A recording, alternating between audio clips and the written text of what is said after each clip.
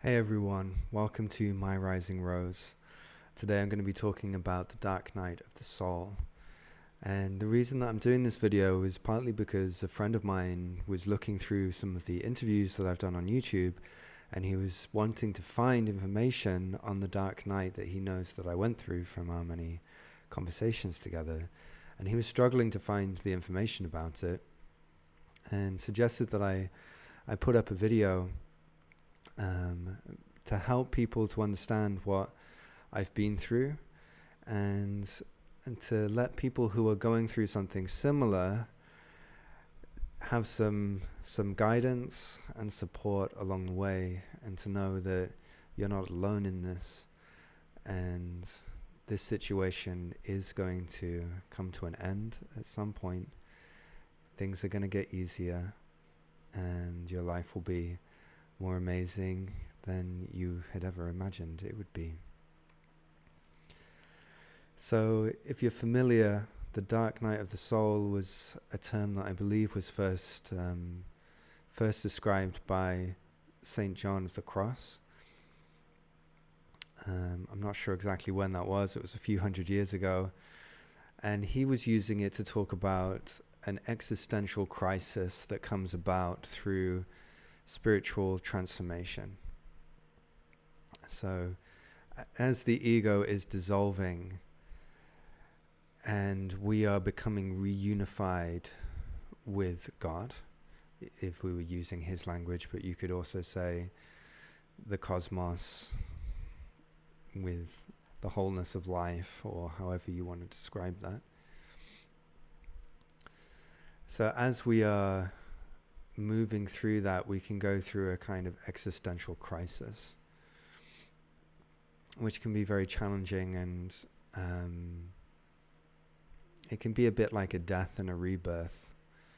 And the image of Christ on the cross is often used as an example of this, the dark night of the soul, when there is a huge challenge happening on the personal level that leads to a massive transformation of how we perceive ourselves, which ultimately frees us from many of the challenges that we've become locked into when we incarnated into this personal way of experiencing life.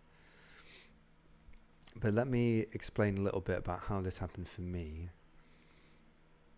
So for me, I went through quite a sudden spiritual transformation, which happened when I was 26. So that's 11 years ago. And it started out very spontaneous and easy. I felt like everything was on easy mode and everything was flowing very well and felt really amazing. And I was stepping into this new way of life that felt very clear and open and peaceful. I would go in and out of states of presence and just experience this peace of mind, and was feeling so uplifted inside of myself because I'd finally found something that was breaking me free from all of the pain that I'd been suffering through for most of my life before that point. And that continued on for about a year, I would say, until I started following the teachings of Ramana Maharshi and had a Kundalini awakening, which was similar to a near-death experience. And if you want to find out more about that, you can see, if you just search my name on YouTube, you'll see many different videos that I've done where I talk about that, different interviews with people. So after that Kundalini awakening, my consciousness was radically changed. It was like the volume had just been turned up, like a dimmer switch had just been turned up. And so then I began being able to see energy and feel energy, and had out-of-body experiences where I was meeting all these different beings like angels and deities, and having telepathic communication with them. And that was obviously amazing on one level, and on another level it was pretty intense. And it sent my system into shock. It sent my nervous system into shock. For quite a while after that Kundalini awakening, I was very, very ungrounded. I think in the first week afterwards, I was so ungrounded, like my sense of myself was so shaken that I remember walking through my apartment and barely being able to walk, and needing to hold on to the railings of my stairs, and walk really slowly up the stairs because everything felt so strange. I remember laying on my sofa and feeling like I was actually laying on the ceiling. So my sense of where I was in reality was like really kind of shaken. I was experiencing myself not coherently inside of my body, but it kind of shaken around in different places. And that was confusing and disorienting. It was trippy. It was trippy. And I didn't really have anyone to talk to about that. So that was disorienting by itself, and it led to me having quite a long period out of work. I think I was out of work for about 6 months. While I was working in London, I had to have 6 months off as sick leave. And I had no idea what was happening. I kept going to doctors, and they would do tests on me, and they'd be like, "You're absolutely fine. There's nothing wrong with you." And I was just like, okay, well, there is something wrong with me. Like, just getting to this appointment felt like an incredibly difficult thing to do. Just walking out of the house felt incredibly difficult. Just the basics of going to the shops and getting food felt like it was the hardest thing in the world. Because my energy field was so confused that it was very, very overwhelming to try to do anything. And it was that was very challenging just by itself. It eventually calmed down because I went to see an energy healer, and she was able to ground me. So I was able to finish out the last few months of my work contract in London, and was feeling pretty good about that. I would say I was still very ungrounded and emotionally immature. Like, I genuinely thought I was going to become a spiritual teacher now. This is like 10 years ago. And that I would just follow in the footsteps of the people that I had been inspired by, and that would be that.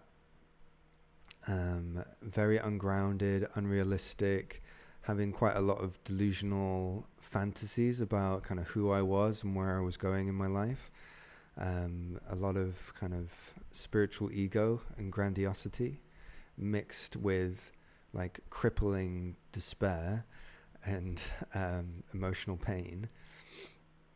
So that kind of moving back and forth, and I was getting in touch with people who were similarly ungrounded, and meeting up with them, and they were putting me on a pedestal because of the experiences that I was having, and then started almost worshipping me at some points, and that was then fueling my spiritual ego. But I was also aware that this was kind of weird and some kind of fantasy, and that what they were projecting onto me wasn't the reality of my experience. And it was a very confusing time, but also a very necessary time for me to move through the kind of entanglements that I was in and the negative patterns that I was in, and to start to become more mature. Definitely just to start, especially at that point. But what happened after that, so I left my job because I felt called to move deeper into the spiritual life, which I assumed would mean quickly writing a book, publishing a book, and then people thinking that I was amazing, and I'm like this amazing, like, spiritually evolved person, and, earning lots of money and being very comfortable. And what I actually found was that after leaving my job in London, I went back to live with my mum in the countryside in England, and I thought I would be there for maybe a month or two. And what happened was I really went into the dark night of the soul, and I ended up being there for 2.5 years. And so initially I was feeling motivated and was like trying to write down what I had experienced and turn it into some kind of book that I would then publish without really knowing anything about how to do that, and just kind of winging it. And what I found was that the more time that I was spending at my mum's, the deeper I was descending into some kind of really, really dark and challenging place. It's like I was meeting all these different parts of myself that I had been running from. Like, my childhood was really traumatizing. Even the way that I entered this world was traumatizing. I nearly died when I was born. And if you know much about the way that trauma is held inside of the body, then you'll know that a traumatic birth like that, which is left untreated, can predispose to lots of anxieties and suffering later in life, especially if they're then in a family that is abusive, physically and emotionally abusive and neglectful, which mine was. And then when I was in my teenage years, I was using alcohol and drugs to cope with that, like to push all that down. But I had stopped drinking and stopped taking drugs, and had gone through this spiritual transformation where my awareness had become much brighter. And what was happening was that my bright awareness, which wasn't being suppressed through drugs and alcohol, was now casting a light on everything that was actually inside my body and my mind. All of those things that I was afraid of and all the things that I'd been running from for so long. And that was really, really challenging. It had a really profound effect on my body. I was just exhausted, absolutely exhausted all the time, could barely get out of bed. I couldn't really sleep. I would have really intense nightmares, and I would wake up like pretty much every night for a full year. I'd wake up around 3 a.m. and I'd just be like sweating from the nightmares that I was having, and couldn't sleep. Like, I would only get a few hours sleep a night, and then I'd be exhausted during the day. And it went on like this for, like, the worst part was the first year, but then it carried on for the next year and a half. And I would say it's really, in a way, I'm still clearing that. But I became kind of functional in terms of working again after 2.5 years, and like moving out of my mum's place. But then it was another few years after that I really became more mature and grounded as a person. And that's definitely still a process that's happening. Like, I don't think that's ever going to stop. Like, my teacher Fran used to say, there's waking up and then there's growing up. And I feel like I have some understanding of that. Waking up can be this quite sudden thing that can feel like it's going to solve all our problems. And as it starts to deepen, usually what happens is we realize that it's not going to solve all our problems, that we're going to need to get our hands dirty that we're going to have to scrub the dishes ourselves, and that can take time, and it can be messy and painful, and the kind of stuff that I think the majority of people who end up stepping forward as a spiritual teacher, which is the position I'm in now, don't really want to talk about. I can tell I don't really want to talk about this.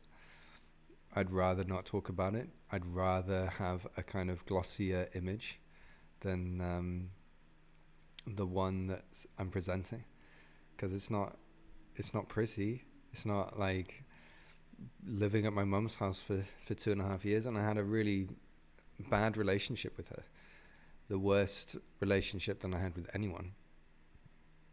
So it wasn't a coincidence that I was there for 2.5 years. We learned a lot about each other during that time and broke through a lot of barriers, which has eventually led to us now actually having a good relationship. Really, for the first time, I think, since I was a child,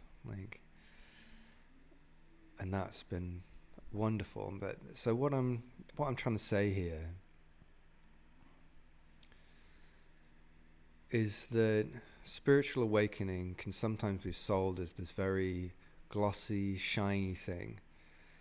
Sometimes there are these teachers who will come forward and say that they had this awakening, and then they never experienced any hardship ever again. I don't trust people like that,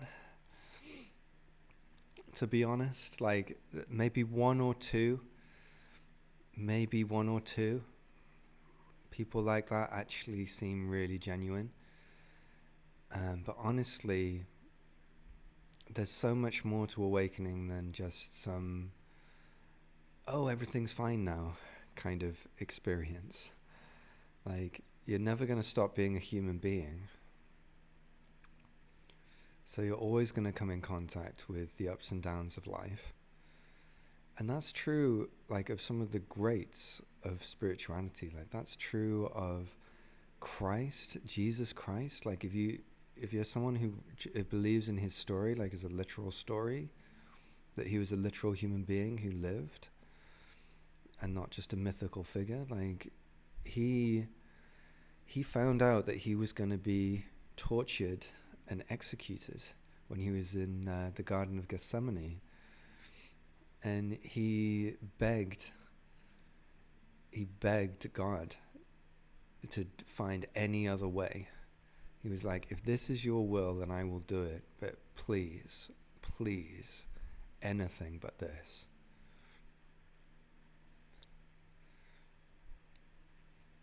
And the stories say that he cried tears of blood.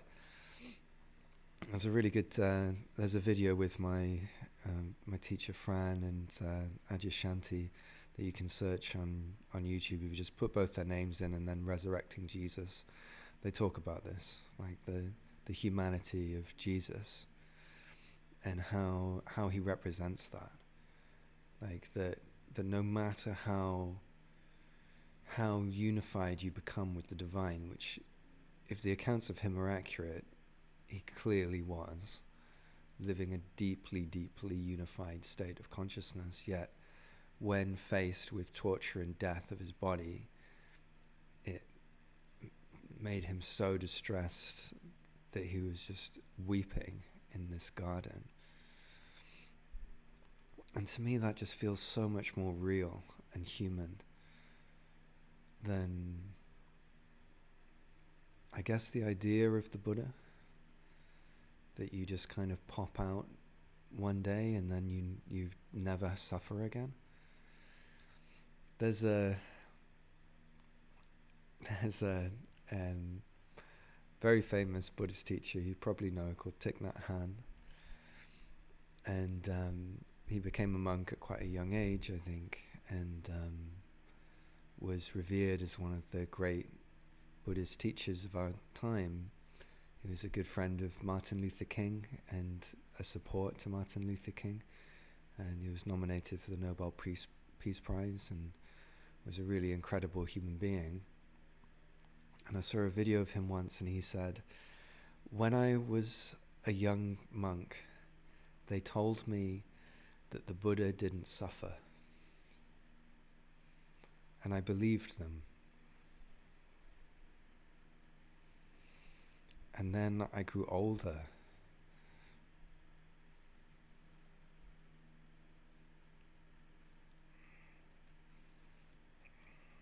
And I realized the Buddha did suffer.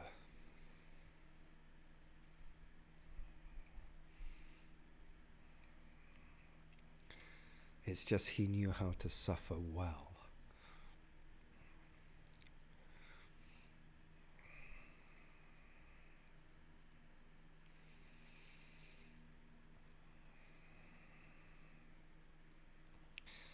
And for me, that's it. That's it.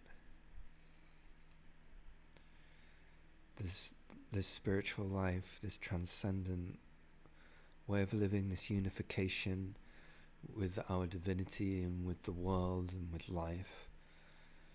It's not about escaping suffering. It's about learning how to suffer well. It's about realizing that suffering is our cross.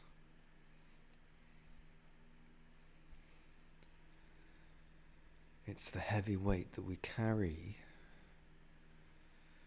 that is also the vehicle for our spiritual evolution, but also for our maturation as human beings.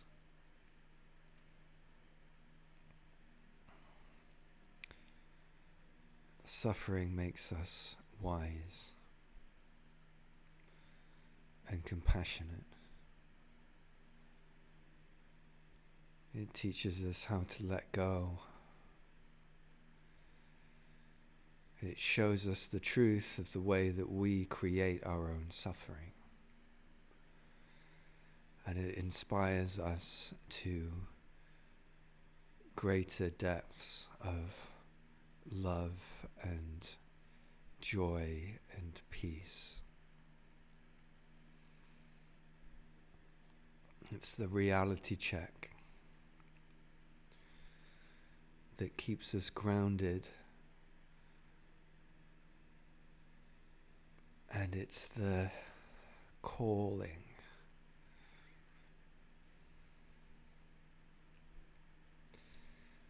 that pulls our spirit down from the heavens to embrace the earth.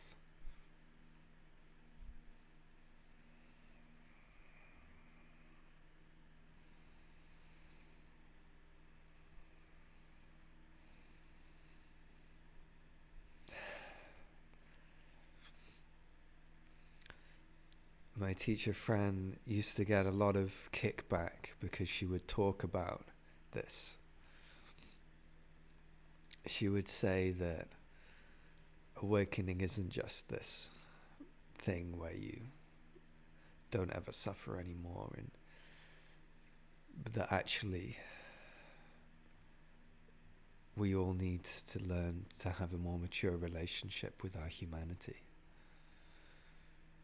and to ride the ups and downs of our lives in more skillful ways, and to stop avoiding everything and running away through this delusional spiritual idea that if we just become spiritual enough, we won't suffer anymore. It isn't true. And she used to give a funny example. She would retell this story. So she had ordained as a Buddhist monastic, and she'd been a Christian monastic for, I think, 15 years, and was a Buddhist monastic for 2 or 3 years. She did an exchange program with her monastic community and the Christian community, and did an exchange program. So swapped and became a Buddhist for a couple of years and then went back. It was something that they did deliberately, which I think is pretty progressive. And So she knew a lot about the stories of the Buddha. You know, she wasn't just some person who had like this little awakening and was like talking on YouTube. She was someone who had studied for many, many years, and like it was her whole life. It was her profession. So she knew a lot of these stories and could retell them and put them in a modern context for people.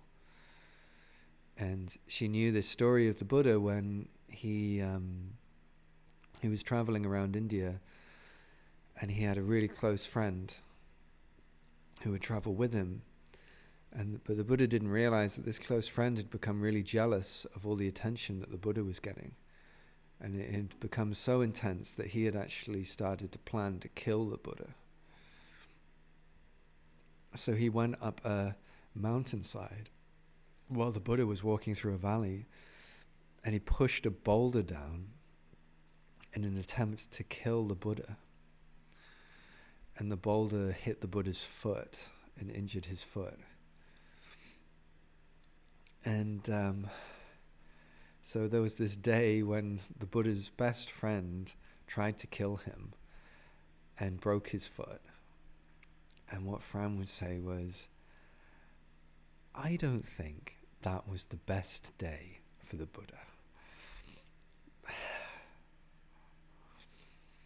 You know, I think sometimes we have this idea as if you're not supposed to be unhappy. You're not supposed to be sad. You're not supposed to be in pain and emotional turmoil and doubt. And you're not supposed to suffer. But I am confident that the Buddha had bad days, when it wasn't all easy sailing. And I think those days, probably the Buddha used them well. I expect that the Buddha reflected on that moment. He may have even felt anger towards his friend. And he may have reflected on that and been able to find deeper levels of compassion within himself, knowing that his friend is a mirror to himself, knowing that his friend is a reflection of the being that he discovered when he awakened, and having even deeper compassion and love as a result of what had happened. I wouldn't be surprised if he was able to do that, but I think there probably was a moment of, this isn't great, is it? My best friend just tried to kill me and my foot's broken. And that's okay if he felt that way. So the reason that I'm saying this and the reason that I'm making this video, aside from just being more open about some of the things that I've been through, which includes, you know, having arguments with my mum, feeling real despair and feeling like I'm a loser because I'm in my late 20s and living with my mum in this tiny single bed, and like seeing other people and comparing myself to other people in the way that they're living their life, and being like, I've failed. I'm an absolute failure. I was studying medicine when I was 18. I was going to be a doctor and was going to be looked up to by the people around me. At this point in my life, I expected to be married with kids, having my own home, and living really well by all the social standards of what that looks like. And I've failed. I'm at my mum's house. I'm single. I'm in intense emotional pain every day. I'm unemployed. I have one friend who I go to see, and he left after a while, so I didn't even have him after a while. really grateful that I did have him for a while. But that was really hard. Really hard. People around me not understanding what I was going through. Family members treating me like I was some kind of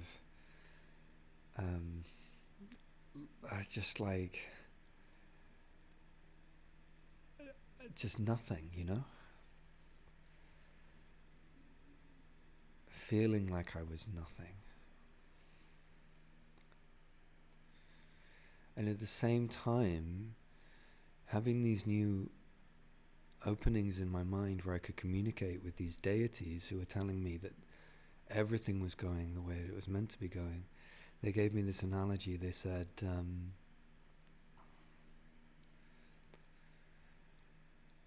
imagine, they showed me a vision in my mind, and the vision was of this old office building from the 1970s.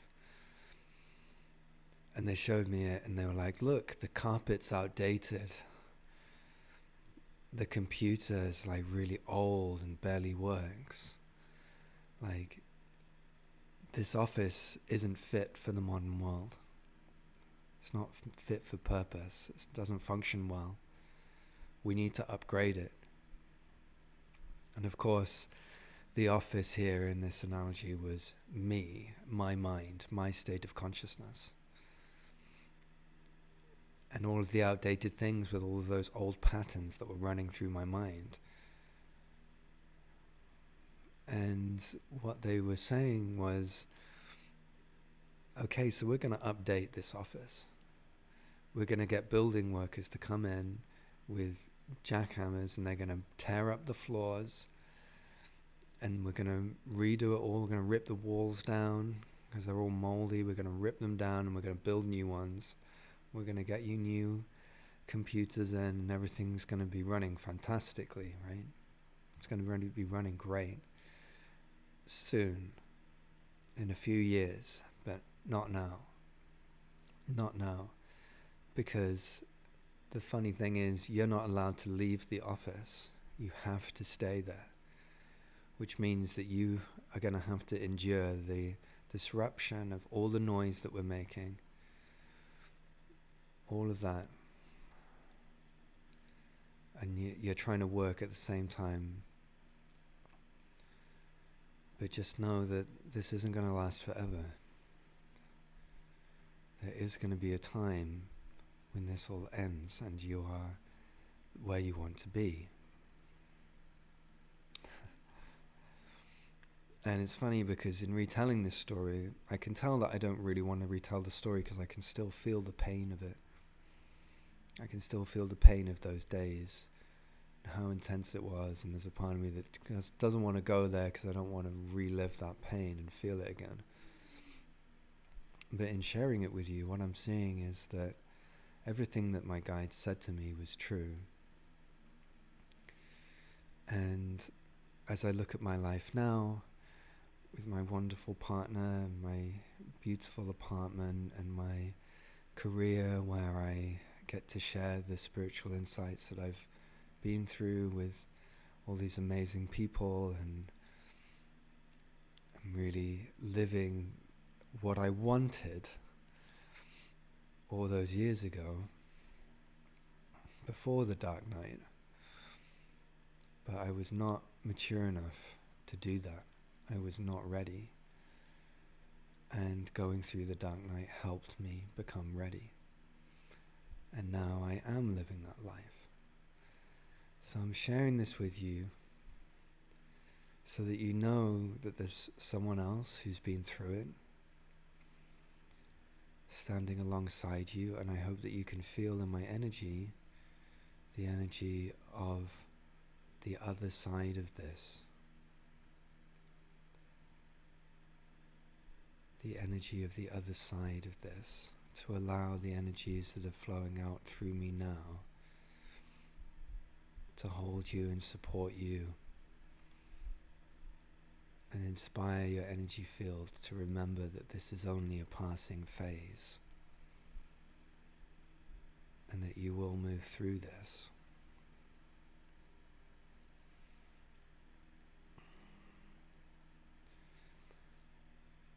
will all be okay.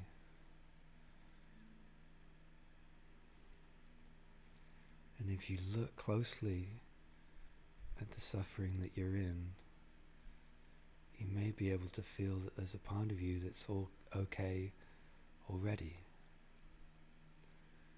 It's okay right now.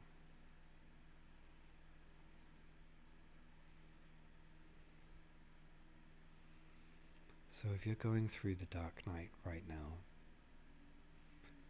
just know that you're not alone.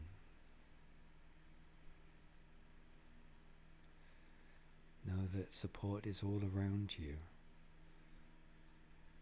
And that what's happening is you're withdrawing into your chrysalis.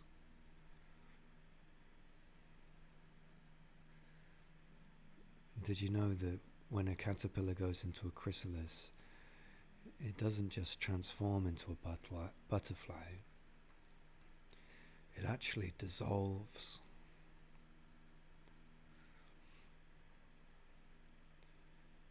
The caterpillar dissolves, it becomes like a liquid. And it's from that liquid that the butterfly is born.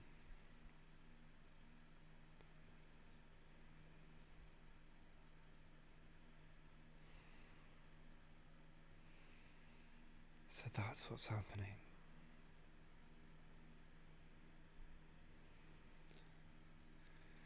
And as you feel into that and explore it for yourself, you may find truth in what I'm saying, a truth that allows you to relax and accept what's happening, to go with this process rather than resisting it.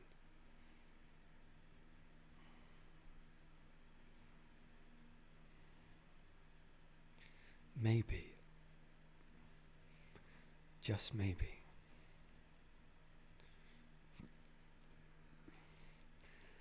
this suffering is on your side.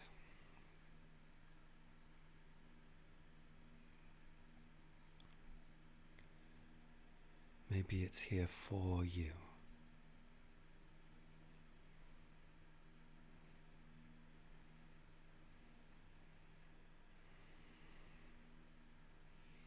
So take your time with it.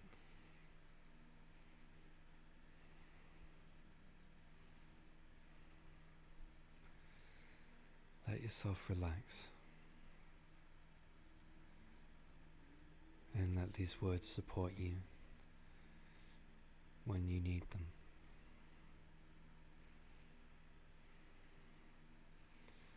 So much love to you. And know that things will get better with time.